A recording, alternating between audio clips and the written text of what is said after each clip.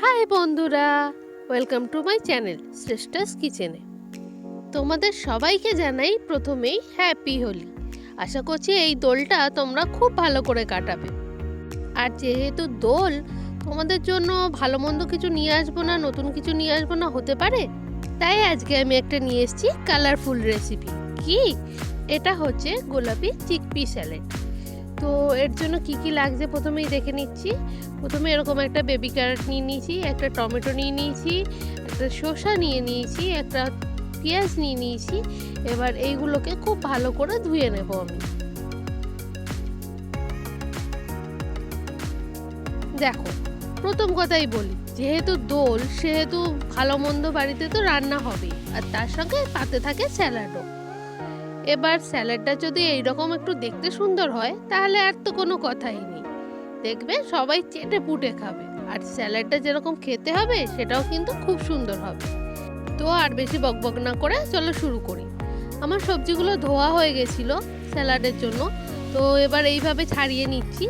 সুন্দর করে ছাড়িয়ে আমি কেটে নেব এক একে।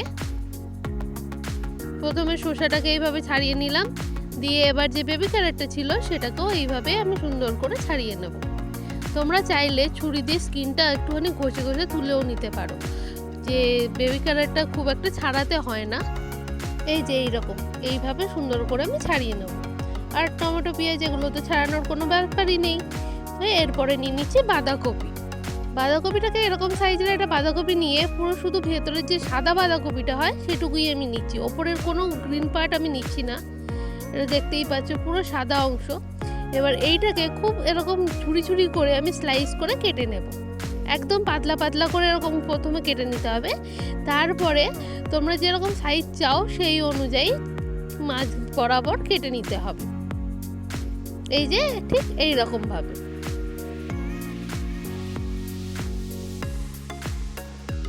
তোমরা যদি লম্বা রাখতে চাও লম্বাও রাখতে পারো, কোনো অসুবিধা নেই, বা যদি এর থেকে আরও ছোট করতে চাও ছোটও করতে পারো।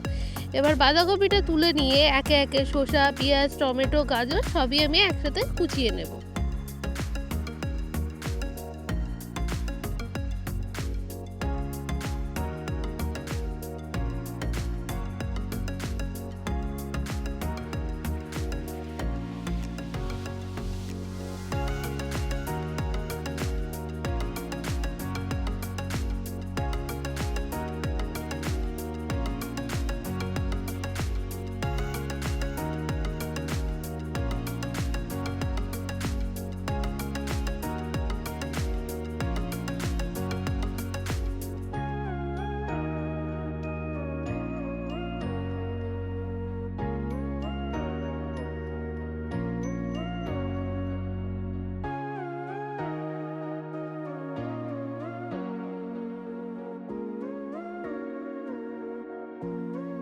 অবশ্যই সবজিগুলো তোমাদের মানে যেরকম সাইজ পছন্দ সেই অনুযায়ী কেটে নেবে। তো আমার মতোই যে কাটতে হবে তার কোনো মানে নেই, তবে তোমরা কেটে নিতে পারো যেমন খুশি। আমি এইভাবে কেটে নিচ্ছি। তবে হ্যাঁ, রেসিপিটাকে ফলো করলে কিন্তু খুব সুন্দর একটা স্যালাড তৈরি হবে, যা আমি বানানোর পর খেয়ে না দেখলে আমি বিশ্বাসই করতাম না যে স্যালাডের এরকম সুন্দর টেস্ট হতে পারে আর এরকম কালারও হতে পারে। যদি তোমরা এরকম স্যালাড আগেও বাড়িতে বানিয়ে থাকো তাহলে অবশ্যই কিন্তু কমেন্ট করে আমাকে জানিও যে স্যালাডটা কেমন হয়েছিল খেতে। আর যদি তোমাদের কাছে ছবি থাকে অবশ্যই আমার কমেন্ট বক্সে একটা করে ছবি পাঠিয়ে দিতে পারো, যে আমিও তাহলে জানবো তোমরা কত সুন্দর সুন্দর স্যালাড বাড়িতে বানাতে পারো। আমি সব কিছুই পেঁয়াজ, শসা সব কিছুই সমানভাবে সুন্দর করে কুচিয়ে নিচ্ছি।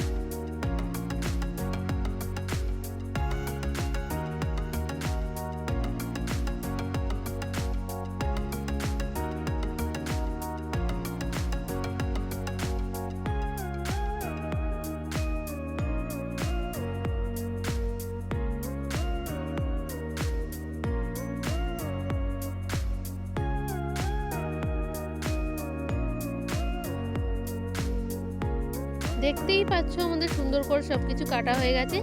এবার আমি এখানে আরেকটা জিনিস অ্যাড করব, সেটা হচ্ছে স্পিনাচ লিভস, মানে হচ্ছে আমাদের পালং পাতা। অনেকেই বলবে যে পালং পাতা কেউ দেয় না, কিন্তু আমি দিই। এখানে আবার অ্যাড করে দিচ্ছি আমাদের কিছুটা হচ্ছে বয়েল কাবলি ছোলা, চিকপি। মটরশুঁটি যেমন কাঁচা খাওয়া যায় বা মটর কাঁচা খাওয়া যায়, চিকপিটা কিন্তু কাঁচা খাওয়া যায় না, সেই জন্য আমি একটু বয়েল করে নিয়েছি। আর বাদবাকিটার মধ্যে দিয়ে দিচ্ছি কিছুটা পরিমাণ রোস্টেড বিটরুট।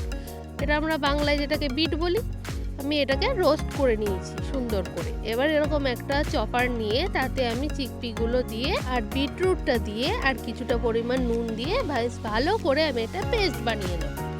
আমি এখানে কোনো এক্সট্রা জল ব্যবহার করব না, কারণ হচ্ছে আমাদের শসা পেঁয়াজ থেকে জল বেরোবে, আর পরে লেবুও ইউজ করব, সেই জন্য আমি জল দিচ্ছি না। এই যে ঠিক পেস্ট করার পর এরকম একটা গোলাপি রঙের পেস্ট তৈরি হয়ে যাবে। এবার আমি স্যালাডের মধ্যে দিয়ে দিচ্ছি নুন, লেবুর রস আর কিছুটা পরিমাণ অলিভ অয়েল। আর এবার দিয়ে দিচ্ছি স্বাদ মতো চিনি। চিনিটা অপশনাল। আর এবার দিয়ে দিচ্ছি আমাদের যে পেস্টটা আমরা রেডি করে রেখেছিলাম, পেস্টটা পুরোটাই আমি এখানে দিয়ে দেবো।